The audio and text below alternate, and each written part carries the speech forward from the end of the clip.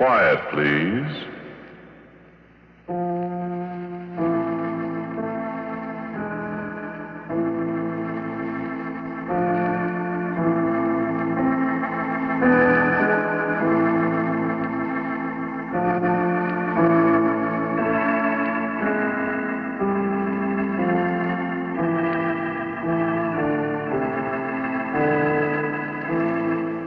The Mutual Broadcasting System presents Quiet Please, which is written and directed by Willis Cooper and which features Ernest Chappell. Quiet Please for tonight is called The Thing on the Fourble Board.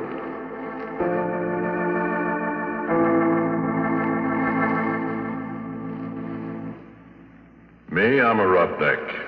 Well, I was a roughneck, 20 years ago. A little too old, too slow now. Besides, I got $1 now. I don't have to be a roughneck, you see. Married, got a nice home. Had to meet my wife. Hey, Mike.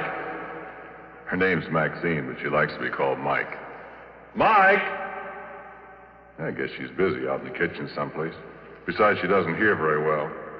Shame, too. She's so pretty and everything. Well, you'll meet her. Sit down. I was saying I was a roughneck. Well, no, that doesn't mean exactly what you think it means. A roughneck is an oil field worker, specifically a guy in a drilling crew. Call them roughnecks like you call a section hand on the railroad a gandy dancer, a garage hand a grease monkey.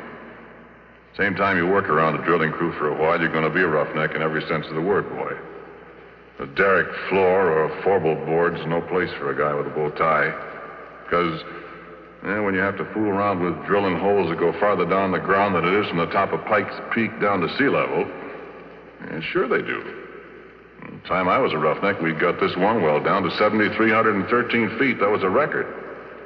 But last May, Pure Oil brought one in out in the Natrona Valley in Wyoming at 14,309 feet. That, friend, is almost 3 miles. Quite a hole, that, huh? Sure, I don't think there's an oil man in the world that don't wonder one time or another what's down there, besides rock and oil and gas. Oil that's made out of trees that died 20 million years ago. Oil that's made out of dinosaur bones. Oil that's maybe made out of the flesh and blood of men, maybe, that beat each other to death with a stone axe, ate saber-toothed tiger for lunch. Yeah, you get to wondering. You look at the cores that come up from way down there, and sometimes there's little shells, trilobites mostly, that was alive when Manhattan Island, where New York is, was under half a mile of ice. We found something once, me and Billy Grunwald, and something found us. I'll tell you about it. We were down to around 5,400 feet. We'd set casing. We began to get water, so we had to stop drilling and cement off. Well, you see, when water begins to seep in the hole, you pull your drill pipe, then you let down a cementing shoe inside the casing, and you plug up the bottom of the hole, casing and all, with quick hardening waterproof cement. Then when it's hard, you drill through the cement and go on down, and the cement outside the casing at the bottom keeps the water out. Well, we had the drill pipe all pulled and racked. The cement was setting, see, so we was shut down, waiting for it to harden. We'd been coring just before. You see, a core drill is hollow, and as the bit digs down, it stuffs the drillings up inside it, so when you pull it out, you got a sample of the kind of stuff you're going through. And a geologist can tell a lot from that. So there's nobody around the rig except me that night. The rest of the crew's going into town. I was toasting some pork chops over the forge for my supper. I heard a car pulling up. Look out, it's Billy Grunwald, the geologist, and I give him a hello. Hi, Billy, come and have a pork chop. Hi, Porky. Where's everybody? They all went to town. I'm the whole crew. I had 3 blowouts between here and Oxnard. Yeah, I wondered where you was. Ted said you'd be in here about 3. Yeah, I would have been, except for my tough luck. Oh, I'm dead. Yeah, hungry? Starved. Yeah, I got 7 pork chops. And bread. And some coffee, kind of. Swell. Yeah, I got a bottle in the car. We're going to have a banquet. Hey, where's that core? That's what I came up here to look at. Yeah, back there on the bench. Look at it after supper. Hey. What? Didn't you say you were all alone here? I I thought I heard somebody talking. I don't see anybody. keep an eye on that pork chop. You won't have any supper. Yeah, I'm watching it. Here, let me put the coffee out. Like so. When'd you finish cementing? This morning. Last tower only made about 10 feet of holes, so Ted shut down before we get flooded out of house and home. Funny about that water. How? Oughtn't to be any at that level, according to my figuring. Well, there is. Is it salt? Sure, right out of the bottom of the ocean. That's funny. Well, maybe I'll be able to tell something from the core. Yeah, I hope so. The last core I looked at, I'd have sworn we were getting into shale. Ain't seen none yet from the cuttings. That's funny. Here, your pork chop stub. Yeah, take some bread. Yeah, thanks. Oh, man. Good, huh? Yeah, put on another. I had 2 already before you come. Yeah, much obliged. Yeah, you never can tell what's down there. You get it all mapped and plotted out, all the straighter. And all you know is what comes out of the hole. Yeah. I'd like to go down there sometime if I was little enough. Never get you down a hole. Yeah, you'd fit. You're skinny. I'll stay up here and look at the cores, Bud. Where is that? Behind you. Over there. Oh. Well, I'll have a look at it. Well, why don't you wait till you finish your supper? I'm just going to look at it. Put on another pork chop for me. Okay. Well, I wish those screech owls would keep... What's the matter? Hey, wait a minute, Porky. Well, why do you... Listen. What's eating you? You know, I'd have sworn there's somebody up there in that Fourble board. Ah, you're crazy. There's nobody up there. Getting against those stands of drill pipe. Ah, they're just rack crooked. One of them slipped. Come on back and eat your pork chop. Yeah. Yeah, I guess so. Only What you so jittery about, Billy? Come on, eat your sandwich. Here. Yeah, well, thanks, Porky. I don't know. I'm just naturally that way, I guess. I'm always scared of the dark. Doggone it, I hate to be a baby, but I can't help it. Scared of the dark? Honest? Stupid, ain't it? Oh, I don't know. Everybody's scared of something. Me. Spiders scare the tar out of me. Black widows. Oh. I know how you feel, Billy. There another light over here? Yeah. Here. Yeah. Oh. That's better. Hey, listen, Porky. Go out to the car and look in the left-hand door pocket and bring back that bottle, will you? That's what I need. Okay, kid. Okay. So I picked up a flashlight. I turned around and went outside. I found the car. And I got the bottle. And the floor of the derrick was all lit up, and when I saw a beam of light suddenly flash up toward the Fourble board, and I laughed. Billy Grunwald and his ideas. Sure, I looked up. There wasn't a darn thing up there except the drill pipe racked against the fingerboard. Oh, this Fourble board. Well, you've seen oil derricks or pictures of them. Do you know that little platform that runs around the outside of the derrick about halfway up? Well, that's the Fourble board. Well, you see, drill pipe comes in lengths, and you handle them with several lengths screwed together so as to save time getting them in and out of the hole. 2 lengths is a double, 3 is a triple, 4 is a Fourble. When you pull the pipe, you heist it up inside the derrick with a traveling block, which moves up and down from the crown block at the top of the derrick. Then when a Fourble of pipe is pulled out, it's held in the rotary table. You break the joint with tongs, like a great big Stilton wrench, you see. Snub a cable that's fastened to the handle over the cathead on the drawworks, and that breaks the joint. Then you hold the tongs on the pipe, give the rotary table a few turns to unscrew it. You heist away with the traveling block and swing it over against the fingerboard, lean it against the derrick. The guy up on the Fourble board takes off the traveling block. You do it all over again till you got all the pipe out, you see? Well, there wasn't anybody up on the Fourble board except a screech owl, and it flew away. So Billy turned his light off, and I come on inside. And just as I come up the steps, he let out a yell. Yay! What's the matter? What's the matter, Billy? Hey, come here. Look here.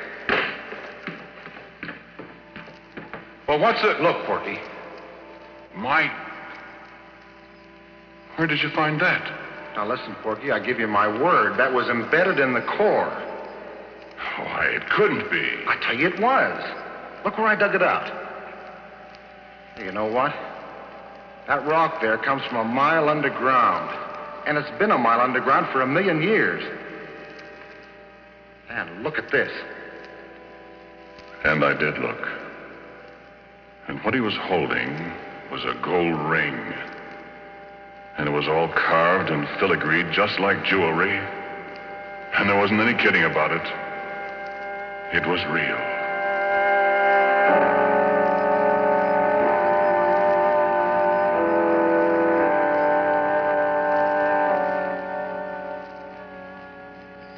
No, wait a minute. Hang on, I ain't done. I poked at the core of rock that looked like a kind of petrified salami or something. And then it was my turn to pretty near jump out of my pants. Because right alongside the place where Billy dug out the ring, there was a mud-covered, but very unmistakable finger. I picked it up, and it was cold, and it was heavy, and it was solid rock. At least it felt like solid rock. And I looked at Billy, and Billy looked at me. He started to rub the mud off this here stone finger. And as he rubbed it, it begun to disappear. No, he could still feel it, he said, but when the mud was gone, neither one of us could see it. And he dropped it to the derrick floor. It went clunk, and we couldn't find it any place. So you know what we done? Well, we took that bottle and we took and finished it, Billy and me. We finished it in one slug apiece, and it was a full pint of bathtub gin. It tasted just like so much well water to me.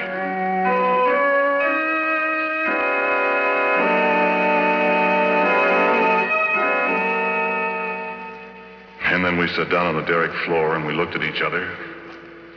We didn't say a word. My eyes got heavier and heavier. The last thing I remember was I heard some kind of noise that seemed to be coming up from down the Fourble board 80 feet above us. I shut my eyes a minute. I guess I went to sleep.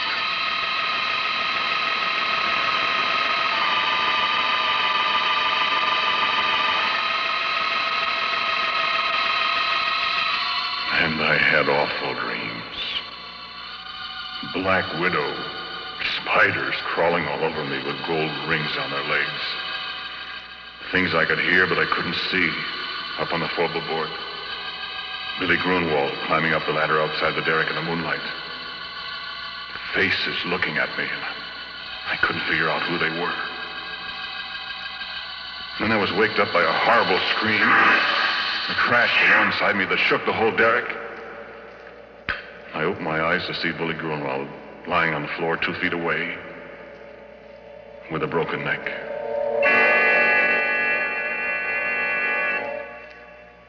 With a broken neck and his left hand, well, he put the gold ring on the little finger of his left hand, and the way his arms were spread out, his left little finger and the ring were gone.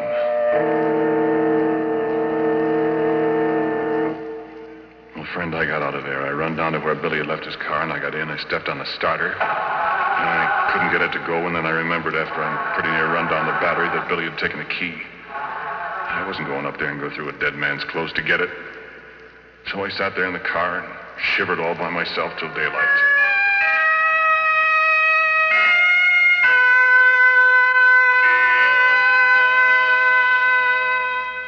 And then Ted and the crew came. Afterwards, a state cop, and everybody in the world was asking me questions. Did you and Billy have a fight, Porky? I told you we didn't, Ted. But you had been drinking. We only had that little pint, Ted. Well, what was he doing up on the Fourble board? Did you threaten him, and did he run up there to get away from Listen, you? cop, don't be a chump. Billy Grunwald and I were good friends. Then why'd you push him off the Fourble board? I didn't, I tell you. I wasn't up there. Oh, what did he go up there for? I don't know. I was asleep. How do you know he was up there? I didn't say he was. You said so. Besides, how would he break his neck if he didn't fall from way up there? Well, look, officer. I think it was just another accident. I mean, We haven't got anything on Porky, and personally, I don't believe he did it. Well, it's mighty mysterious. So it is. But we got work to do. Now, how about it? That cement's hard down there. I want to start drilling again, and I'm short-handed. Will you let Porky stay here till I run in my pipe again, and... well, then you can take him and ask him questions till you're blue in the face. Well, Okay. Let's get rolling. You got steam up, Happy? I'm all set. All right. Porky, you go from the Fourble board. What? Not me, Ted. Oh, don't be such a boob. There's nobody up there to shove you overboard.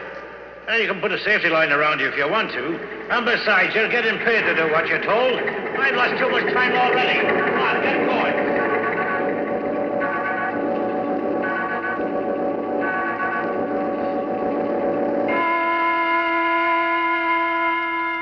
So, okay, I go up on the Fourble board.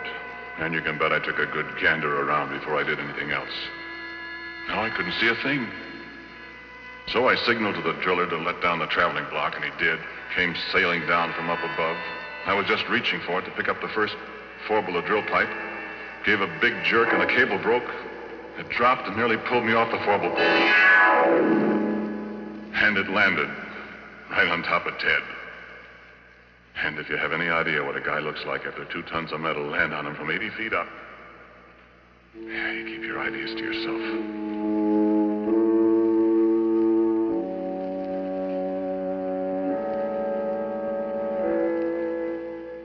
Well, that was enough. 2 accidents in a row. The whole crew quit. They wasn't going to wait for a third. And it was Ted's money that was paying off. There wasn't any more, and as far as I know, the abandoned derrick is still there. And that was 20 years ago. Oh, I forgot to tell you something. That traveling block was right in front of my face when it broke loose. It was hanging by steel cable, 3/4-inch steel cable. And I saw that cable break right before my eyes. Looked just like a piece of string when you snap it between your fingers. I could almost see the fingers. You know what? There was something up there on the Fourble board with me.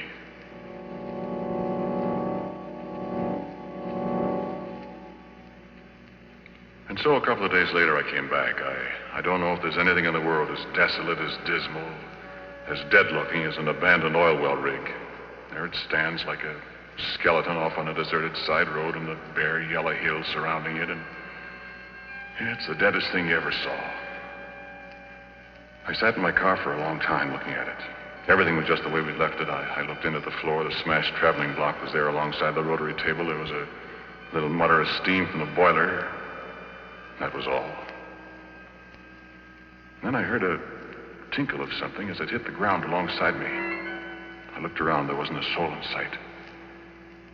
But at my feet was the gold ring that Billy Grunwald and I had found in the core of rock that came from a mile underground and from 1,000,000 years ago in time.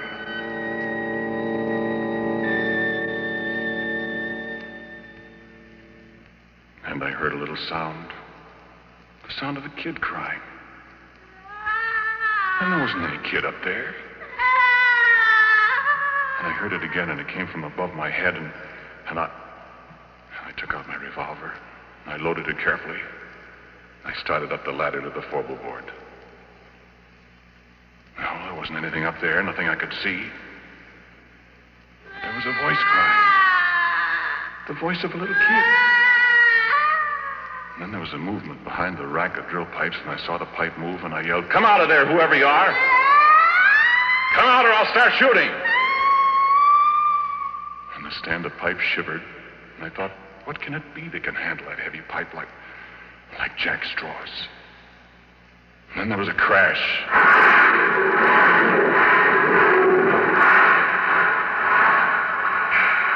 The whole stand of pipe fell over, and I just got out of the way in time. And I was alone on the Fourble board with the thing. But I couldn't see it. I felt the platform tremble under my feet again as something moved toward me. I fired 2 or 3 shots. And nothing happened. I started backwards. I knew it was following me because I could hear it meowing like a cat. My feet tripped over something. I saw it was a big can of red lead that somebody had left up there. Without thinking, I picked it up and I threw it at the sound, and it splashed. And there it was. And I wish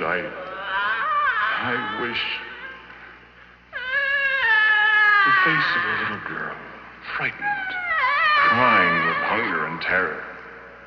Hands like a human being, and a finger missing from the left hand. And a body. Well, I'll tell you about that. I told you how I'm scared of spiders.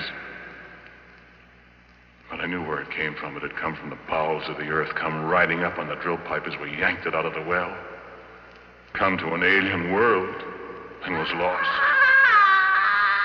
It stood there dripping with red paint, blood red from head to foot like some horrible dream. And it put its hand on my arm. Its hand was stone.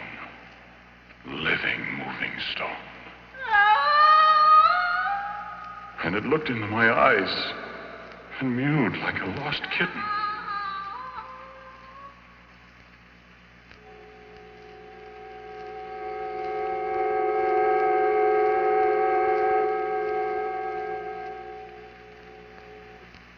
"20 years ago, I discovered many things about it, what it used for food, that it was deaf, that it was invisible and couldn't see people when it was invisible, that if you sprayed it with mud or paint or grease paint, makeup, then it could see people. And believe me, I didn't want to see its body. I can see that in my nightmares. But its face, I can't help wanting to see that pathetic little girl face. I'm afraid maybe I've fallen. But it's very beautiful. And when it's well made up, But making it up, rubbing grease paint on a stone face that looks at you and smiles, and it makes sounds like a lost kitten yet. I can disguise the body in long dresses. She can't hear very well, and when she's hungry, I have to stay out of her way. I found out what she likes to eat, remember? No, sit still. Sit still, do. Sit still or I'll have to shoot you. I want you to meet my wife. Or rather, my wife wants to meet you. Mike. Mike. There she is. Come on in, dear.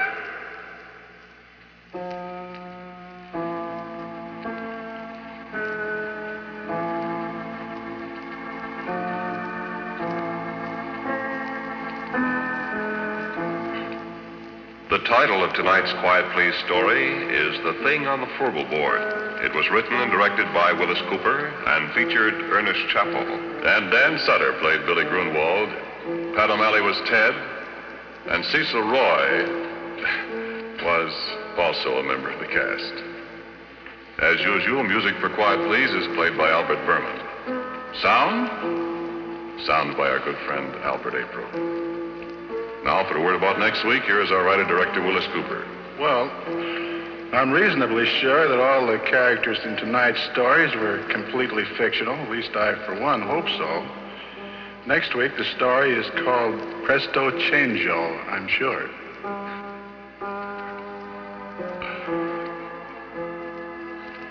And so, until next week at the same time, I am quietly yours, Ernest Chappell.